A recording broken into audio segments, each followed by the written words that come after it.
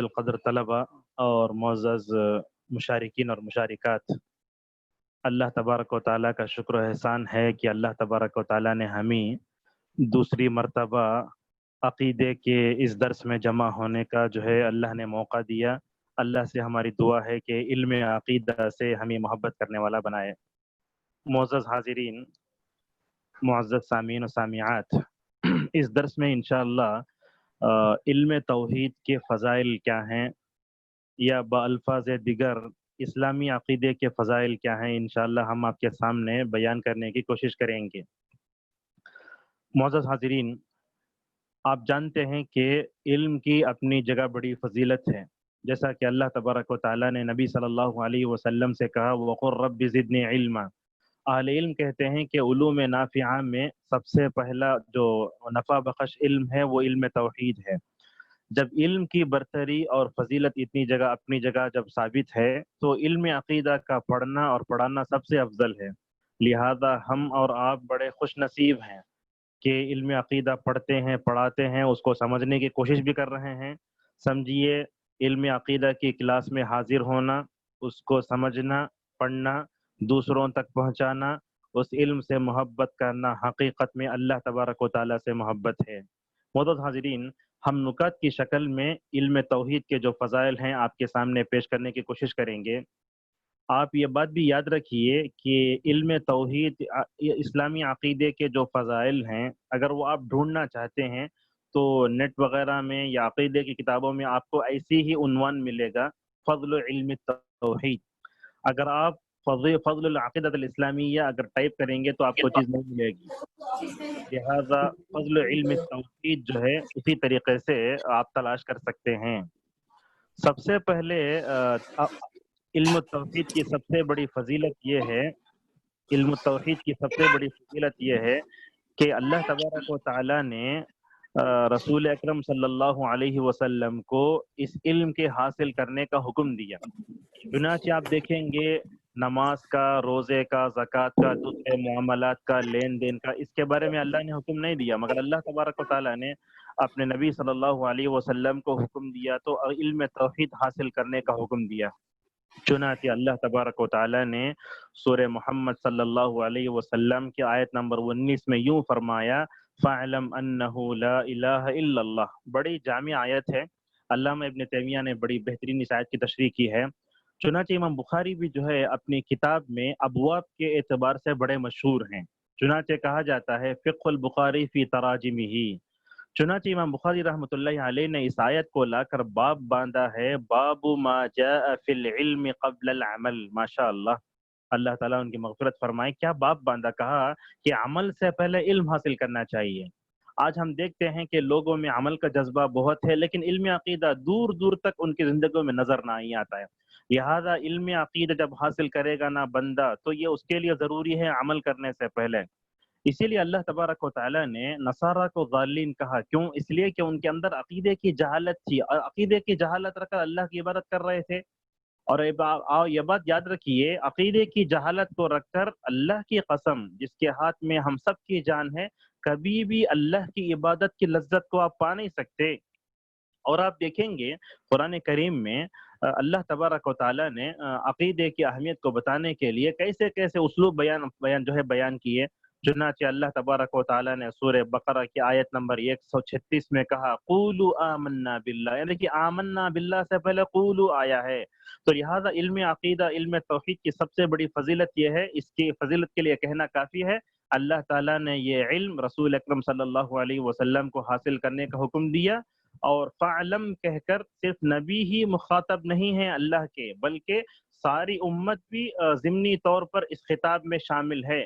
چنانچہ علم عقیدہ کا سیکھنا سکھانا بڑا افضل عمل ہے۔ اسی طریقے سے معزز طلبہ، مشارکین اور مشارکات، علم توحید کی فضیلت کے لیے دوسری بات ہم آپ کے سامنے بیان کرنا چاہیں گے، ذرا غور سے سنیے گا انشاءاللہ۔ علم عقیدہ کی دوسری سب سے بڑی فضیلت یہ ہے کہ ہم اور آپ اور جتنے لوگ دنیا میں ہیں، اگر وہ دنیا اور آخرت کی کامیابی چاہتے ہیں تو ان کو چاہیے کہ وہ اس عقیدے کے علم کو مکمل طور پر حاصل کریں۔ آج ہمارے پاس بڑی بڑی ڈگریاں لے کر ہم کامیاب ہو کر ایک دوسرے کو مٹھائی کھلاتے ہوئے نظر آتے ہیں، مگر علم عقیدہ پڑھ کر کبھی بھی ہم نے آج تک خوشی محسوس نہیں کی۔ یہ ہمارے لیے سب سے بڑا المیہ ہے، اور یہ ہمارے یہ عقیدہ اور ایمان کی کمزوری ہے۔ چنانچہ اللہ تبارک و تعالیٰ نے کہا قد افلح المؤمنون، یہ آیت تو جنتیوں کے اوصاف، پھر فردوس کے اوصاف، پھر جنت الفردوس کے کون وارثین ہیں، نماز میں خشوع خضوع کون اختیار کرتے ہیں، اس مناسبت سے یہ آیت بہت ذکر کی جاتی ہے۔ لیکن قد افلح المؤمنون کہہ کر علامہ شوکانی رحمۃ اللہ علیہ کہتے ہیں افلح المؤمنون کا مطلب یہ ہوا کہ حقیقت میں کامیابی انہی لوگوں کو ملے گی جو مومن ہیں، مسلمان کو بھی نہیں ملے گی۔ لہذا ہمیں اپنا عقیدہ درست کرنے کی وجہ سے دنیا اور آخرت میں بڑی بڑی کامیابیاں ملیں گی۔ معزز حاضرین، اس دعوے کی اور ایک دلیل سنیے۔ اللہ تبارک و تعالیٰ نے مدنی دور کی سب سے پہلے سورہ بقرہ اتاری، اس میں اللہ تبارک و تعالیٰ نے ہدی للمتقین الذین یؤمنون بالغیب ویقیمون الصلاۃ ومما رزقناہم ینفقون کہہ کر یہاں کہا اولئک هم المفلحون۔ یہاں معلوم ہوا غیب پر ہم جو اپنے رب پر ایمان رکھتے ہیں نا، یہ بھی عقیدے میں داخل ہے نا۔ لہذا معلوم ہوا کہ بندے مومن اگر اپنے عقیدے میں پرفیکٹ ہو جاتا ہے تو دنیا اور آخرت کی بڑی بڑی کامیابیاں اس کے قدم چومنے پر جو ہے مجبور ہو جائیں گی۔ معزز حاضرین، آج ہم عقیدہ توحید سے دور ہونے کی وجہ سے دنیا کی اور آخرت کی پوری کامیابیوں میں سے ہم مکمل طور پر محروم ہیں۔ اذان یہ عقیدہ توحید کا سب سے بڑا مظہر ہے، جیسا کہ اذان میں دیکھتے ہیں آپ اشہد ان لا الہ الا اللہ، اس کے بعد کا حی علی الصلاۃ حی علی الفلاح۔ سب سے پہلے مؤذن جو عقیدہ توحید کا اعلان کرتا ہے تو اس میں کیا ہے، اشہد ان لا الہ الا اللہ کہتا ہے۔ یاد کیجیے حضرت بلال رضی اللہ عنہ کو، جب وہ اذان دیتے تھے تو کیسے موحد صحابی کو رسول اکرم صلی اللہ علیہ وسلم نے اذان دینے کے لیے چنا۔ جب وہ ان کی چھاتی پر جو ہے گرم پتھر لے کر اوباشوں کے حوالے کیے جاتے تھے، تب وہ اپنی توحید کا احد احد کا اعلان کرتے تھے نا۔ جب ان کی عقیدہ توحید اتنا پختہ تھا، جب اشہد ان لا الہ الا اللہ کہتے تھے تو لوگوں کو معلوم ہوتا تھا کہ یہ توحید کا اعلان ہے۔ مگر آج مؤذنین میں عقیدہ توحید کمزور ہے، جب وہ اشہد ان لا الہ الا اللہ کہتے ہیں تو دنیا کو عقیدہ توحید کا کچھ بھی پتہ نہیں چلتا، بلکہ بعض لوگوں نے مسلمانوں کے عقیدے کا مذاق اڑاتے ہوئے یہ بھی کہا اللہ اکبر کا مطلب یہ اکبر جو مغلیہ سلطنت کا بادشاہ ہے وہ نعوذ باللہ اللہ اللہ اکبر، اللہ جو ہے ہم سب کی اصلاح فرمائے۔ یہ اشہد ان لا الہ الا اللہ کے بعد حی علی الصلاۃ حی علی الفلاح کہا، یہ اذان عقیدہ توحید پر مشتمل ہے۔ اسی طریقے سے معزز حاضرین، عقیدہ توحید کی فضیلت کے تعلق سے تیسری جو بات ہم آپ کے سامنے بیان کرنے جا رہے ہیں وہ یہ، عقیدہ توحید کی فضیلت کے تعلق سے تیسری بات جو ہم آپ کے سامنے بیان کرنے جا رہے ہیں وہ یہ کہ جو بندہ عقیدہ توحید پر جمے رہتا ہے تو وہ دنیا اور آخرت میں اجر عظیم کا مستحق ہو جاتا ہے۔ نبی صلی اللہ علیہ وسلم نے سفیان ابن عبداللہ سے کیا کہا جب انہوں نے پوچھا یا رسول اللہ آپ مجھے ایسی بات بتائیے کہ دنیا میں کسی سے نصیحت کا مطالبہ نہ کروں، تو اللہ کے نبی صلی اللہ علیہ وسلم نے فرمایا قل آمنت باللہ ثم استقم۔ آپ پوچھیں گے بندہ عقیدہ توحید پر قائم رہتا ہے تو کیسے اجر عظیم کا مستحق ہوتا ہے؟ ہمارے پاس دو دلیلیں ہیں۔ سب سے پہلے سورہ نساء یہ 5ویں پارے کی آخری آیت ہے وَسَوْفَ يُؤْتِ اللَّهُ الْمُؤْمِنِينَ أَجْرًا عَظِيمًا ما يفعل اللہ بعذابکم من شکرتم وآمنتم وکان اللہ شاکرا علیما۔ یہاں دیکھیے وسوف یؤتی اللہ المؤمنین، یہاں مومن کا مطلب یہ ہے جو بندہ عقیدہ توحید میں پختہ ہے اللہ تبارک و تعالی اسے اجر عظیم عطا کرے گا۔ اسی طریقے سے سورہ ملک جس کو ہم رات میں پڑھتے ہوئے سوتے ہیں، اللہ فرماتا ہے ان الذین یخشون ربهم بالغیب لهم مغفرۃ واجر کبیر۔ یہ سب سے عمدہ آیت ہے اور دلیل ہے۔ جو بندے اپنے رب کو بن دیکھے ڈرتے ہیں ان کے لیے مغفرت بھی ہے، بڑا اجر بھی ہے۔ معزز حاضرین، سامعین و سامعات، عقیدہ توحید کی فضیلت کے تعلق سے چوتھی بات جو ہم آپ کے سامنے بیان کرنا چاہیں گے وہ یہ کہ عقیدے کی فضیلت کا اندازہ اس بات سے لگایا جا سکتا ہے کہ یہ تمام نبیوں کی دعوتوں کا مرکزی نقطہ تھا۔ آپ دیکھیے اللہ تبارک و تعالیٰ نے حضرت نوح علیہ السلام کو دنیا میں کیوں بھیجا؟ تاکہ دنیا میں جو شرک پیدا ہوا مکمل طور پر اس کو ختم کر دیں۔ اب دیکھیے اللہ تبارک و تعالیٰ نے سورہ نحل کی آیت نمبر 36 میں کیا کہا، فرمایا وَلَقَدْ بَعَثْنَا فِي كُلِّ أُمَّةٍ رَسُولًا أَنِ اعْبُدُوا اللَّهَ وَاجْتَنِبُوا الطَّاغُوتَ۔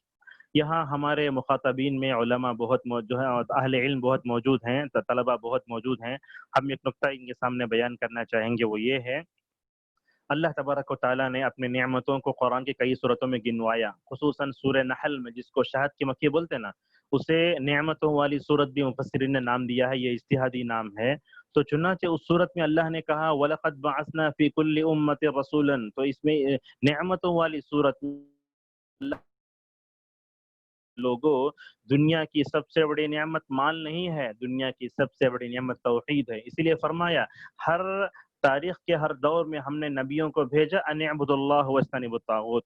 ان سب سے ہٹ کر اگر آپ آسان دلیل ہم سے مطالبہ کرتے ہیں تو ہم آپ کے سامنے سورہ انبیاء کی آیت نمبر 25 ذکر کریں گے۔ اس میں اللہ تبارک سورہ انبیاء میں 25 میں فرماتا ہے الا نوحی الیہ انہ لا الہ الا انا فاعبدون۔ لہذا تمام نبیوں نے اپنے اپنے اقوام کو توحید ربوبیت کی طرف نہیں بلایا بلکہ توحید الوہیت کی طرف بلایا۔ لہذا ہم آپ کے سامنے بتانا چاہتے ہیں دنیا میں جو بھی مجدد، جو بھی عالم دین دنیا میں اپنی دعوت لے کر اٹھا، اگر اس نے عقید توحید کو اپنایا، اللہ کی قسم جس کے ہاتھ میں ہم سب کی جان ہے، لہذا وہ نبیوں کی طرح صحابہ کی طرح دنیا میں ایسے فضیلت والے بنے جیسے انبیاء کامیاب ہوئے، اور ان کے توحید کے برپا کیے ہوئے انقلاب کو آج تک دنیا مکمل طور پر جان رہی ہے۔ محمد ابن عبد الوہاب رحمۃ اللہ علیہ کو کون نہیں جانتا؟ ان کی توحید کا برپا کیا ہوا انقلاب آج تک ہم سعودی عرب میں مکمل طور پر اس کے مظاہر کو دیکھ رہے ہیں۔ تو معلوم یہ ہوا کہ انبیاء کی دعوتوں کا مرکزی نقطہ یہی عقید توحید تھا، عقید توحید کو اپنا کر ہی وہ مکمل طور پر کامیاب ہوئے۔ اسی طریقے سے عقید توحید کے فضائل میں ایک فضیلت یہ ہے کہ یہ اللہ کا حق ہے، جیسا کہ معاذ بن جبل رضی اللہ عنہ کہتے ہیں کہ اللہ کے نبی صلی اللہ علیہ وسلم کے پیچھے میں ردیف تھا۔ دیکھو اللہ کے نبی صلی اللہ علیہ وسلم اپنے صحابہ کرام میں جب اپنے عقید توحید کو راسخ کرنا چاہتے، ان کے ذہن میں اذہان و قلوب میں بٹھانا چاہتے، کیسے نرالا انداز تھا رسول اکرم صلی اللہ علیہ وسلم کی تربیت کا، چنانچہ آپ ان کو اپنے پیچھے بٹھا لیتے۔ یہ بڑا بہترین انداز ہے۔ اگر آپ کسی کا عقیدہ درست کرنا چاہتے تو سب سے پہلے اس سے محبت کرو، اس کو اکیلے میں لے کر جاؤ، اس کے جذبات و احساسات کو مکمل طور پر جانو، پھر جو ہے عقید توحید کو اس کے سامنے رکھو، انشاءاللہ یہ عقید توحید اس کے دل میں جا کر اس کے دل کو آئینہ بنا دے گا ماشاءاللہ۔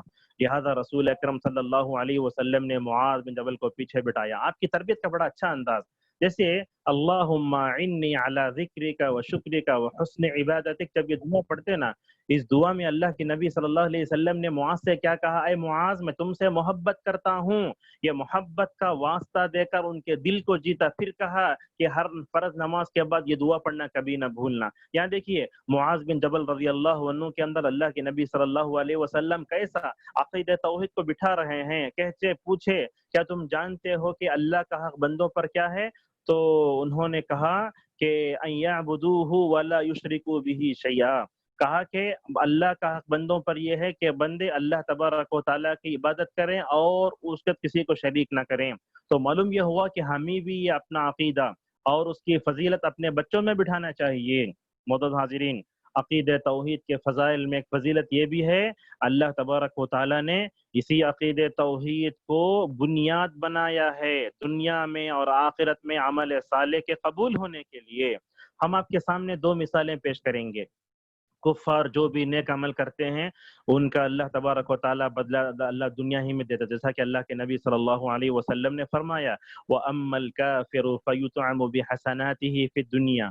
آپ تو جانتے ہیں ابو طالب کو، رسول اکرم صلی اللہ علیہ وسلم کے سگے چچا، انہوں نے آپ صلی اللہ علیہ وسلم کی کیسے خدمت کی، مکی دور میں کے لیے ڈھال بنے رہے، مگر آپ کے ساتھ اتنا حسن سلوک، حسن تعاون کر کے بھی ان کی ایک نیکی بھی ان کے کام آ نہ سکی۔ کیوں؟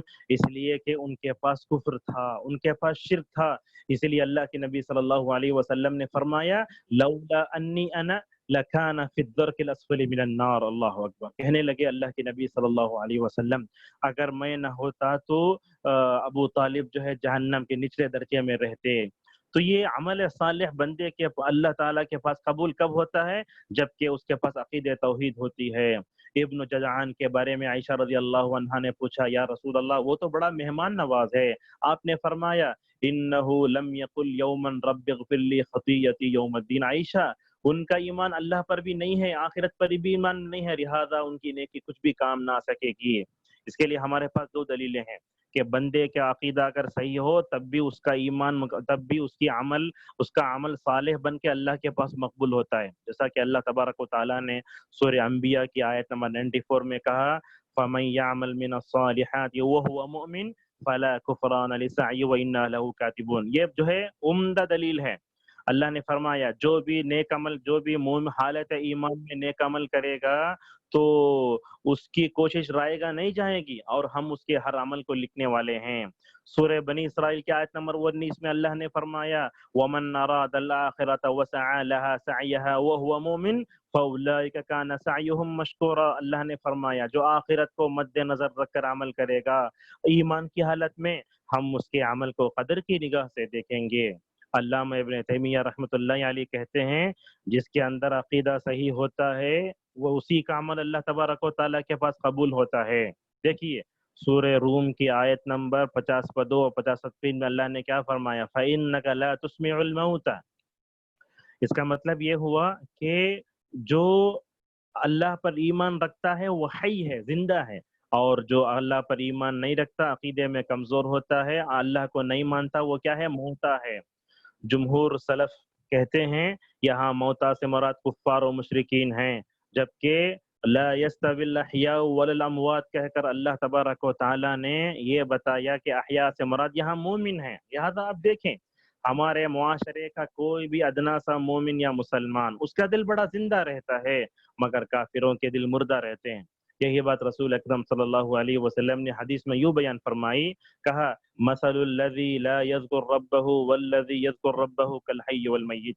معزز حاضرین، اسی طریقے سے عقید توحید کے فضائل میں ایک فضیلت یہ ہے انسان کے سارے اعمال، سارے اقوال، چاہے وہ ظاہری ہو باطنی ہو، ان تمام کے قبول ہونے کا دار و مدار جو ہے اسی عقید توحید پر منحصر ہے۔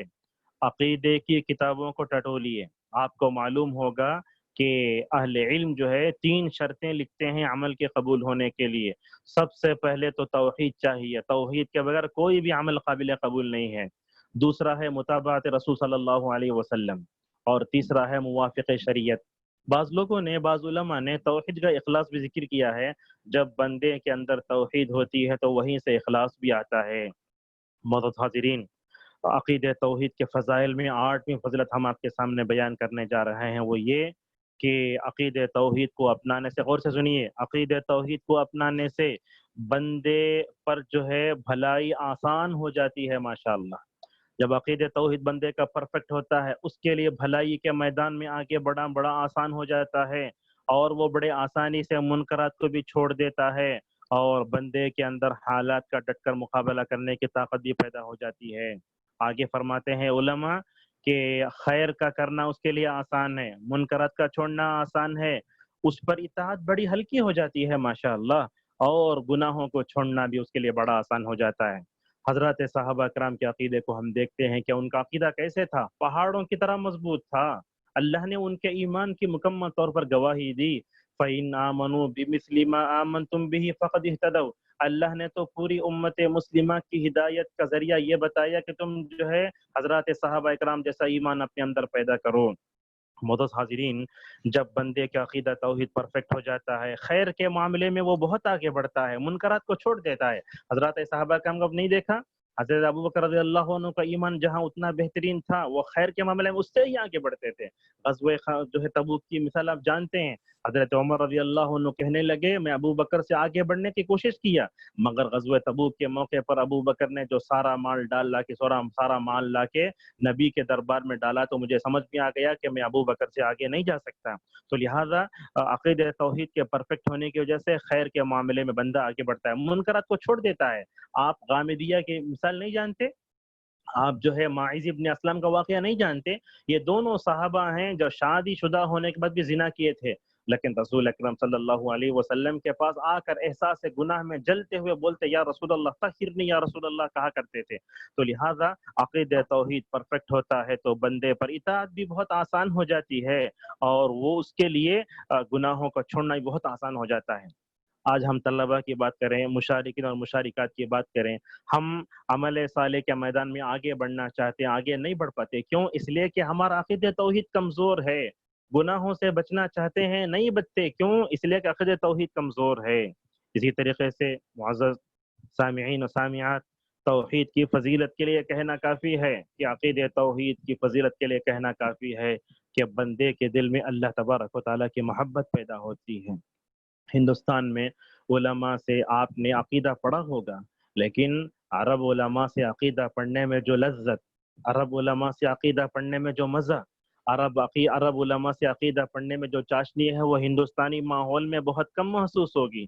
لہذا ہمارے بھی استاد ہے ضیاب، دکتور ضیاب، وہ الایمان بالیوم الاخر پڑھاتے تھے، زار و قطار رویا کرتے تھے. الحمدللہ ہمیں بھی عبد المحسن عباد حفظہ اللہ سے عقیدہ پڑھنے کا اتفاق ہوا. الحمدللہ تتم برحمتہ الصالحات.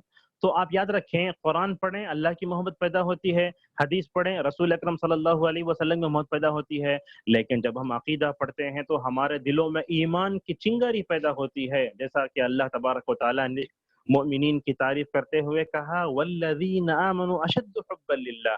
معلوم ہوا دنیا میں ہر مذہب کے ماننے والے اپنے معبودان باطلہ سے محبت تو کرتے ہیں، لیکن اللہ تعالیٰ سے بندوں کو جو محبت ہے وہ دنیا میں کسی مذہب والوں کو اپنے معبود سے نہیں ہو سکتی. معزز حاضرین، اسی طریقے سے آج کے درس کی آخری چیز ہے وہ یہ 10واں عقید توحید کی ایک فضیلت یہ ہے کہ جب بندے میں عقید توحید کامل ہو جاتا ہے تو وہ مصائب کا، آلام کا، مشقتوں کا شرح صدر کے ساتھ مقابلہ کرنے کے لیے مکمل طور پر تیار ہو جاتا ہے. حضرت نوح علیہ السلام کو 950 سال تک حالات سے ڈٹ کر مقابلہ کرنے کا سکھایا کس نے؟ یہی عقید توحید نے. حضرت موسیٰ علیہ السلام کی بات کرو، فاولو العزم پیغمبروں کو آپ جانتے ہیں، یہ موسیٰ ہیں، وہ عیسیٰ ہیں، وہ جو ہے ابراہیم ہیں، وہ نوح علیہ السلام ہے، وہ رسول اکرم صلی اللہ علیہ وسلم ہے. ان تمام کے علاوہ ہر نبی نے اگر جو ہے اپنی قوم کا مقابلہ اسے عقید توحید کی بنیاد پر، سورہ ہود کو پڑھی آپ کو سمجھ میں آئے گا. اللہ تبارک و تعالیٰ نے ہود علیہ السلام کو کوئی معجزہ نہیں دیا، حالانکہ صالح کو بھی معجزہ دیا، حضرت نوح کو بھی معجزہ دیا، لیکن اہل علم کہتے ہیں کہ اللہ نے ہود کو کوئی معجزہ نہیں دیا. ہود کا معجزہ کیا تھا؟ وہی ان کا عقید توحید. اسی عقید توحید کے معجزے کو لے کر وہ اپنے قوم سے کہتے ہیں فقیدونی، میرے سے مکری کرو، تم تو جو چالے چلنا کرو. انی توکلت علی اللہ ربی وربکم ما من دابۃ الا هو آخذ بناصیتها ان ربی علی صراط مستقیم. کہنے لگے ہر ایک کی پیشانی کو پکڑی ہوئی اللہ تبارک و تعالیٰ کے، میرے پیشانی بھی اللہ کے پاس ہے. معزز حاضرین، عقید توحید جب بندے کے اندر آتا ہے تو وہ مصائب کا ڈٹ کر مقابلہ کرتا ہے. یہ رسول اکرم صلی اللہ علیہ وسلم اور صحابہ اکرام مکے میں مکمل طور پر ان کو آزمائش کا سامنا کیا گیا، اور اللہ کے نبی صلی اللہ علیہ وسلم نے بھی خباب بن ارت رضی اللہ عنہ کو یہی کہا، تمہارے سے پہلے لوگوں کو لوہے کی خینچیوں سے جو ہے گوشت ادھڑ جاتا تھا، تمہارے پاس تو اس سے کم چیزیں آئیں لیکن صبر کرو. تو لہذا معلوم ہوا رسول اکرم صلی اللہ علیہ وسلم نے اور صحابہ اکرام نے بھی مکی دور میں کفار مکہ کی طرف سے جو آزمائش آئیں ان کا ڈٹ کر مقابلہ یہی عقید توحید ہے. آپ آل یاسر کو جانتے ہیں، سمیہ کو جانتے ہیں، عثمان بن عفان کو جانتے ہیں، کیسے جو ہے ان کو تپایا گیا، لیکن ان تمام کے ایمان میں ذرہ برابر بھی جو ہے کمی نہیں آئی، بلکہ وہ حالات کا ڈٹ کر مقابلہ کرنے کا حوصلہ پا گئے. علامہ ابن القیم رحمۃ اللہ علیہ کہتے ہیں ما دفعت شدائد الدنیا بمثل التوحید، کہتے ہیں کہ دنیا میں آنے والی مشقتوں کا مقابلہ توحید سے بڑھ کر کسی اور سے نہیں کر سکتے. اب کرونا وائرس بھی دنیا میں آیا ہے نا، ایک مومن حالات کا ڈٹ کر مقابلہ کر سکتا ہے، لیکن ایک کافر، ایک مشرک، ایک یہودی، ایک مجوسی جو ہوتا ہے وہ ڈر کے مر جاتا ہے. لہذا ہم اللہ تبارک و تعالیٰ پہ بھروسہ کریں، اور انشاءاللہ آنے والے دروس میں عقید توحید کے اور فضائل آپ کے سامنے بیان کیے جائیں گے، نقطے کی شکل میں، اور ایک بار بیان کر کے ہم اپنی بات کو ختم کریں گے. عقید توحید کی سب سے بڑی فضیلت یہ ہے کہ اس کے علم کے پڑھنے کا حکم اللہ نے اپنے نبی کو دیا. دوسری بڑی فضیلت یہ ہے دنیا اور آخرت کی کامیابی اسی سے وابستہ ہے. تیسرا یہ ہے عقید توحید پر رہنے والوں کو اللہ تبارک و تعالیٰ اجر عظیم کا جو ہے وہ وعدہ سناتا ہے. عقید توحید کی فضیلت کا اندازہ اس بات سے ہوتا ہے کہ گزرے ہوئے نبیوں کی تمام جو ہے دعوتوں کا یہی مرکزی نقطہ توحید تھا. یہ اللہ کا حق ہے، جیسا کہ معاذ کو پیچھے بٹھا کر نبی صلی اللہ علیہ وسلم نے بیان فرمایا. تمام اعمال کے قبول ہونے کے لیے یہی ایمان شرط ہے، اور اسی طریقے سے تمام اعمال کے قبول ہونے کا بدلہ اسی پر منحصر ہے. اور بندے کے لیے خیر کے میدان میں منکرات کو چھوڑنے میں، اطاعت کو اپنانے میں اور گناہوں کو چھوڑنے میں اگر کوئی چیز مدد کر سکتی ہے تو یہی عقید توحید ہے. عقید توحید کے پڑھنے سے بندے کے دل میں اللہ کی محبت پیدا ہوتی ہے، اور یہی عقید توحید ہے جو بندے کو مصائب و مشکلات کا جو ہے سامنا کرنے کا جو ہے حوصلہ سکھاتی ہے. انشاءاللہ آنے والے دروس میں اور چیزیں بیان کی جائیں گی. جو چیز صحیح تھی وہ اللہ کی جانب سے ہے، سبقت لسان یا میں نے کچھ کہہ دیا تو وہ میرے اور شیطان کی طرف سے ہے. آپ تمام کا شکریہ. اللہ تعالیٰ یہ جو عقید توحید کے فضائل بیان کیے گئے، اللہ تعالیٰ ہم سب کو ان تمام فضائل کو اپنانے اور اس پر عمل کرنے والا بنائے. اللہ تعالیٰ ہم سب کو اپنے دلوں میں اللہ تبارک و تعالیٰ کی حقیقی محبت پیدا کرنے کی توفیق عطا فرمائے. وآخر دعوانا ان الحمد للہ رب العالمین.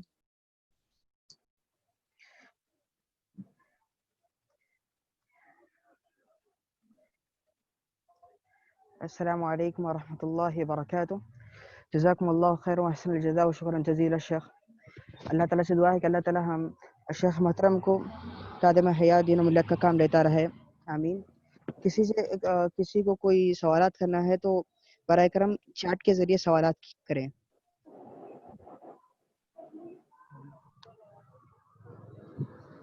مردوں کے لیے چیٹ چاہے تو آڈیو کے ذریعے بھی سوالات کیا جا سکتا ہے، اگرچہ عورتیں کوئی سوال کرنا چاہتی ہیں تو برائے کرم چیٹ کے ذریعے سوالات کریں. جزاکم اللہ خیر. مرد اگر سوال کرنا چاہتے ہیں تو ریز ہینڈ آپشن ہوگا آپ کے پاس، تو ریز ہینڈ آپشن کیے تو انشاءاللہ ہم آپ کو انمیوٹ کریں گے، اس کے بعد آپ اپنا سوال رکھ سکتے ہیں. جزاکم اللہ خیر.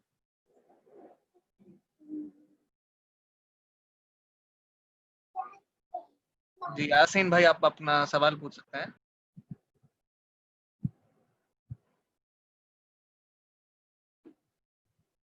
جی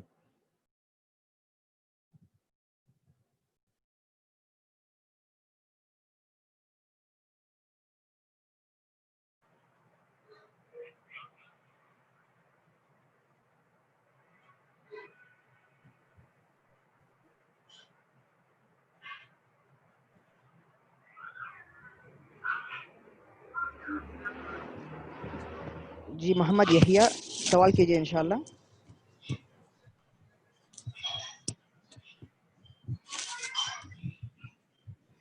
جی السلام علیکم ورحمۃ اللہ وبرکاتہ. آواز سنائی رہی؟ سنائی دے رہی، بولیے. جی سنائی دے رہی ہے.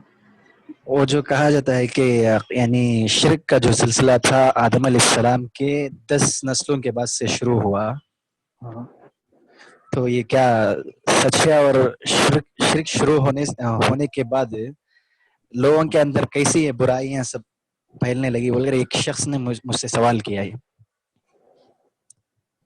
حضرت عبداللہ ابن عباس رضی اللہ عنہما کہتے ہیں، یہ اثر جو ہے ابن عباس کا کئی مفسرین نے، ابن کثیر نے بھی ذکر کیا ہے کئی جگہ. ابن عباس رضی اللہ عنہما کہتے ہیں کہ اللہ تعالیٰ نے آدم سے لے کر 10 صدیوں تک، مطلب 1000 سال، ایک صدی 100 سال کی ہوتی ہے نا، تو 1000 سال تک جو ہے اللہ تعالیٰ نے توحید پر باقی رکھا. لیکن اس کے بعد جیسے ہی قوم نوح آئی تو وہیں سے شرک کا سلسلہ پیدا ہوا. قرآن کریم میں اللہ تعالیٰ 2 جگہ اس طرح اشارہ فرماتا ہے، ما کان الناس امۃ واحدۃ فاختلفوا. سورہ یونس میں یہ آیت اختلاف کا مراد یہاں عقیدے کا اختلاف. تو یہ 1000 سال تک دنیا توحید سے بھری رہی. کلہم علی التوحید کا ذکر لفظ آتا ہے. جیسے ہی شرک آیا تو اس کے بعد سے مکمل طور پر یہ برائیاں عام ہونے لگی ہیں. تو یہاں یہ بتانا ہے، وہ جس سائل نے آپ سوال پوچھا، آپ ان کو یہ بتائیے، عقید توحید آتا ہے تو ساری خوبیاں اور سارے اچھے اخلاق ماشاءاللہ اس سے آ جاتے ہیں، اور جب بندے کے اندر شرک آتا ہے تو ساری برائیاں اور ساری چیزیں اسی کے اندر آ جاتی ہیں. تو یہ عقید توحید جو ہے یہ برے اخلاق سے سلامتی کا بہت بڑا ذریعہ ہے، جیسا کہ حلیم کہتے ہیں. جی جزاک اللہ خیر.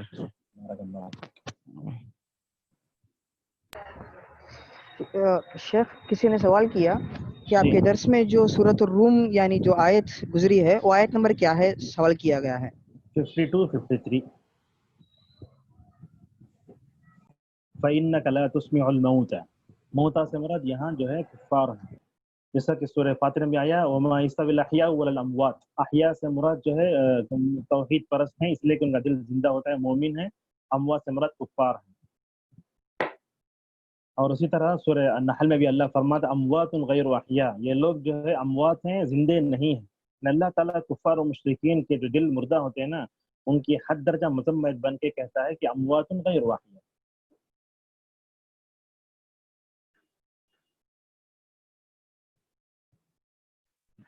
کبیر بھائی کا ایک سوال ہے، جی انمیوٹ کر رہا ہوں۔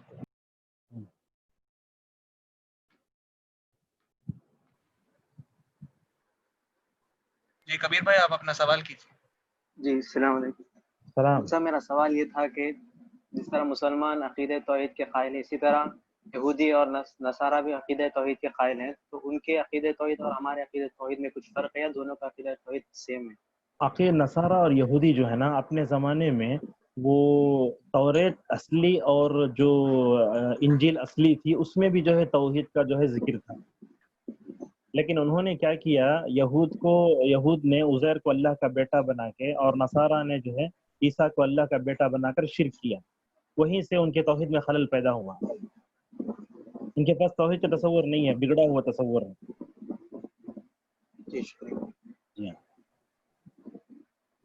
توحید سمجھ میں نہیں آئی ان کو، اسی لیے رسول اکرم صلی اللہ علیہ وسلم کے پاس آئے اور کہنے لگے کہ اے محمد تمہارے رب کا نسب نامہ بیان کرو۔ سورہ اخلاص کا شان نزول ہے قل واللہ احد کا، اس میں مفسرین لکھتے ہیں کہ انہوں نے آ کر کہا اپنے رب کا نسب بیان کرو۔ تمہارا نسب کون، باپ کون، بیٹا کون، ماں کون، نعوذ باللہ من ذالک۔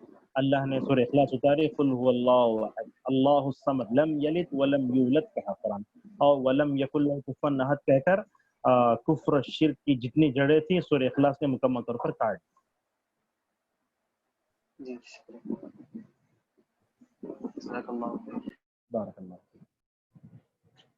تو سوالات کا سلسلہ ختم ہو گیا۔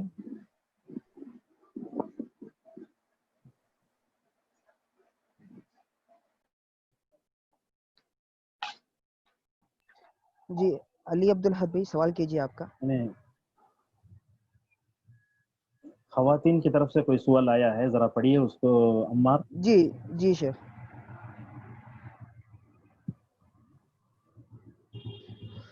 اگر کوئی شخص شرک میں مبتلا ہے تو اس جی کو ہاں، توحید کی دعوت کس طرح دی جائے؟ اس کے طرف دعوت دینا ہو تو کیسے؟ سب سے پہلے وہ اس کے لیے مطلب کئی اسٹیجز ہیں۔ سب سے پہلے تو یہ ہے کہ ہم اس کے مزاج اور سائیکالوجی کو پہچانیں، دوسرا یہ ہے کہ اس کی عقل کے معیار کو پہچان کر ہم اس سے بات کریں۔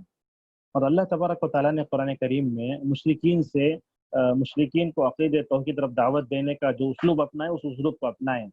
مشرک کے ساتھ ہمارا اسلوب الگ ہے، یہود کے ساتھ ہمارا اسلوب الگ ہونا چاہیے، نصارہ سے الگ ہوگا۔ اسی لیے رسول اکرم صلی اللہ علیہ وسلم مخاطب جو ہوتا بدل بدل کر دعوت دیتے تھے۔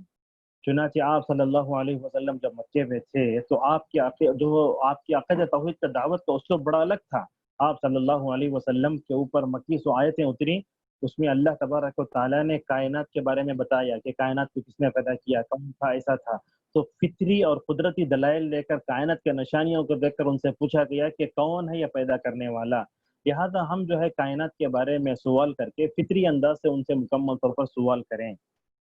اور جب اللہ کے نبی صلی اللہ علیہ وسلم مدینہ تشریف لائے تو آپ صلی اللہ علیہ وسلم نے یہود و نصارہ کو دیکھ کر اپنا انداز بدلا۔ چنانچہ آپ کو معلوم ہے اللہ کے نبی صلی اللہ علیہ وسلم نے نجران کے عیسائی وقت کو جو تقریباً 8 یا 9 ہجری میں آیا تھا، اس کو جب دعوت دی تو آپ کا اسلوب الگ تھا، سورہ آل عمران کی آیتیں اتری۔ اور جب آپ صلی اللہ علیہ وسلم نے بادشاہوں کو خط لکھا تو یہ آیت اس میں لکھی قل یا الکتاب تعالوا الی کلمۃ سواء بیننا۔ تو ان تمام چیزوں کو رکھ کر اہل علم کہتے ہیں کہ مخاطب جیسے ہوگا ویسے ہمیں اپنے آپ کو اسلوب جو ہے یہ کرنا چاہیے۔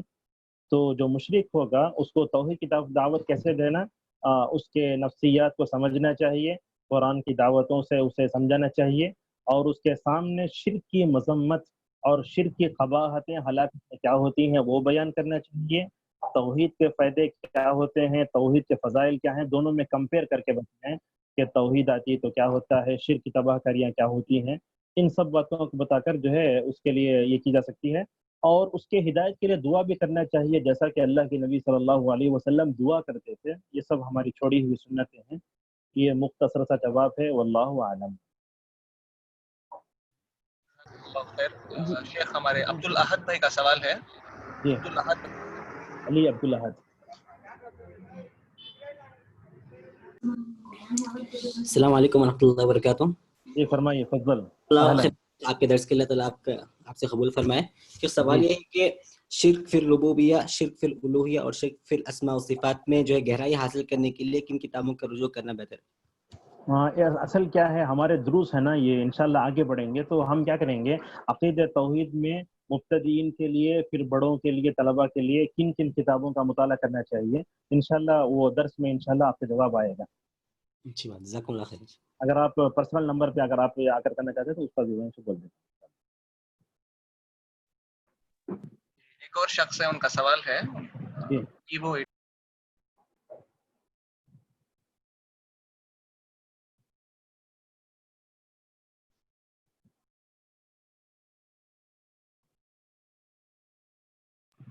جی. 1820 جو ہے، آپ اپنا مائک انمیوٹ کیجئے. السلام علیکم سلام. شیخ. جیسے کہ درس میں کہا گیا ہے کہ جسے عقید توحید سمجھانا ہو تو ان سے محبت کرنی چاہیے. تو مطلب یہاں بہت سے لوگ ہمارے بستی میں وغیرہ میں بہت سے لوگ دوسری جگہ پہ پائے جاتے ہیں کہ لوگ اہل حدیث اگر سن لیں تو ان سے دور بھاگتے ہیں تھوڑے لوگ. ہاں ہاں. تو ان سے کیسا کرنا چاہیے، ان کو دعوت؟ جہاں جہاں اہل حدیث یا ایسے نام سے لوگ چھڑتے ہیں تو وقتی طور پر مصلحت کی خاطر ہم جو ہے نام کو چھپا کر اپنا کام بھی کر سکتے ہیں. جیسا کہ اس سے پہلے ابن ابی العز الحنفی کا نام ہم نے ذکر کیا تھا نا، وہ شرح عقیدہ طحاویہ میں انہوں نے ابن تیمیہ القیم کے نام ذکر کیا بغیر اقوال ذکر کر دیے ہیں. تو جہاں نام سے جہاں اثر پڑ رہا ہے تو مصلحت کی خاطر نام چھپا کے آپ کام کر سکتے ہیں آگے ان کی اس کو کرنے کے لیے، اگر ان کو نام سے چڑ ہے تو. ورنہ تو جہاں اہل حدیث کی دعوت اور سلفی دعوت سب جانتے ہیں، وہاں تو اعلان فصدع بما تؤمر آیت ہے نا کہ ڈنٹے کی چوٹ پر اعلان کرو. اس ماحول میں تو پوری آسانی سے ہم کام کیا جا سکتا ہے انشاءاللہ. جزاک اللہ خیر.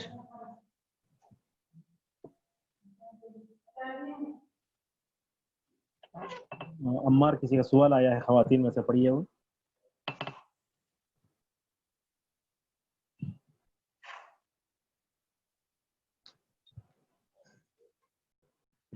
سوال ہے، عقیدہ کو واضح کرنے کے لیے مثال بتانا کیسے ہے؟ عقیدے میں اللہ تبارک و تعالیٰ کی صفات وغیرہ آتی نا، وہاں مثال نہیں دے سکتے، اسی لیے کہ اللہ نے فرمایا فلا تضربوا للہ الامثال، اللہ تبارک و تعالیٰ کے لیے مثال بیان نہ کرو. تو توحید اسماء و صفات میں، توحید الوہیت وغیرہ میں اللہ تعالیٰ کے ہاتھ ہیں، پیر ہیں، تو وہاں ہاتھ مثال نہیں دیں گے. اور اللہ تعالیٰ نے خود عقید توحید کو سمجھانے کے لیے قرآن میں مثالیں دی ہیں.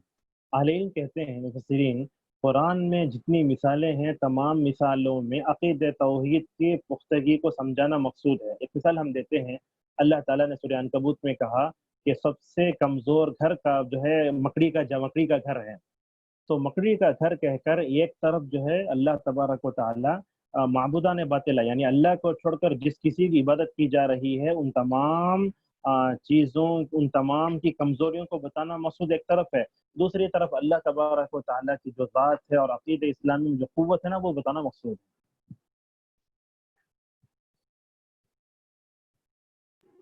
جی جزاکم اللہ خیر واحسن الجزاء ٹھیک ہے، شیخ.